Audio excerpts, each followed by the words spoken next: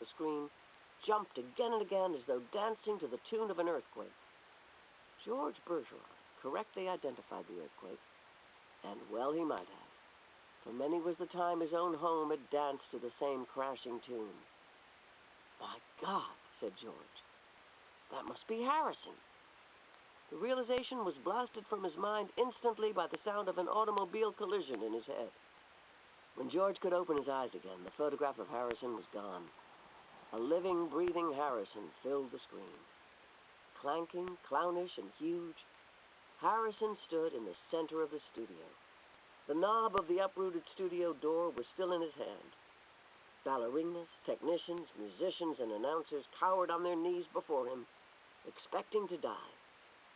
"I am the Emperor," cried Harrison. "Do you hear? I am the Emperor. Everybody must do what I say at once." He stamped his foot, and the studio shook. "Even as I stand here," he bellowed, "crippled, hobbled, sickened, I'm a greater ruler than any man who ever lived. Now watch me become what I can become." Harrison tore the straps of his handicap harness like wet tissue paper, tore straps guaranteed to support 5,000 pounds. Harrison's scrap iron handicaps crashed to the floor. Harrison thrust his thumbs under the bar of the padlock that secured his head harness. The bar snapped like celery. Harrison smashed his headphones and spectacles against the wall. He flung away his rubber ball nose, revealed a man that would have awed Thor, the god of thunder. "I shall now select my empress," he said, looking down on the cowering people. "Let the first woman who dares rise to her feet claim her mate and her throne." A moment passed, and then a ballerina arose, swaying like a willow. Harrison plucked the mental handicap from her ear, snapped off her physical handicaps with marvelous delicacy, and last of all, he removed her mask. She was blindingly beautiful. "Now," said Harrison, taking her hand, "shall we show the people the meaning of the word dance?" "Music!" he commanded. The musicians scrambled back into their chairs, and Harrison stripped them of their handicaps, too. "Play your best," he told them, "and I'll make you barons and dukes and earls." The music began. It was normal at first, cheap, silly, false. But Harrison snatched two musicians from their chairs, waved them like batons as he sang the music as he wanted it played. He slammed them back into their chairs. The music began again and was much improved. Harrison and his empress merely listened to the music for a while, listened gravely, as though synchronizing their heartbeats with it. They shifted their weights to their toes. Harrison placed his big hands on the girl's tiny waist, letting her sense the weightlessness that would soon be hers.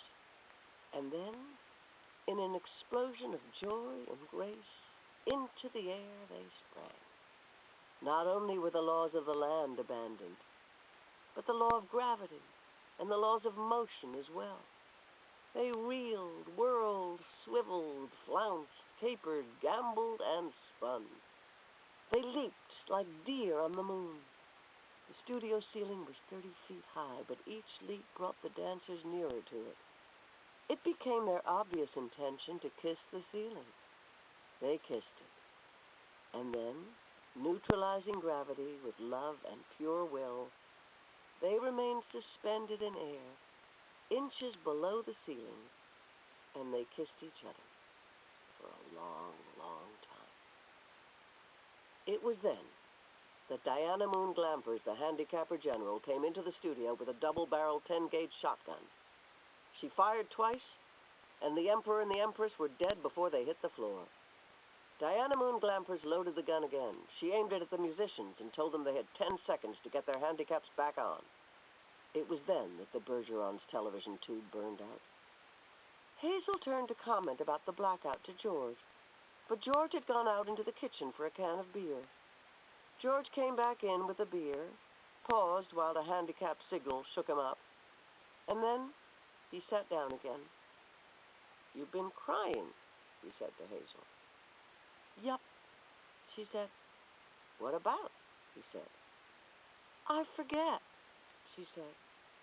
something real sad on television. What was it? He said. It's all kind of mixed up in my mind, said Hazel. Forget sad things, said George. I always do, said Hazel. That's my girl, said George. He winced.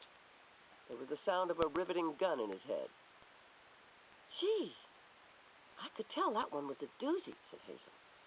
You can say that again, said George. Gee, said Hazel, I could tell that one was a doozy.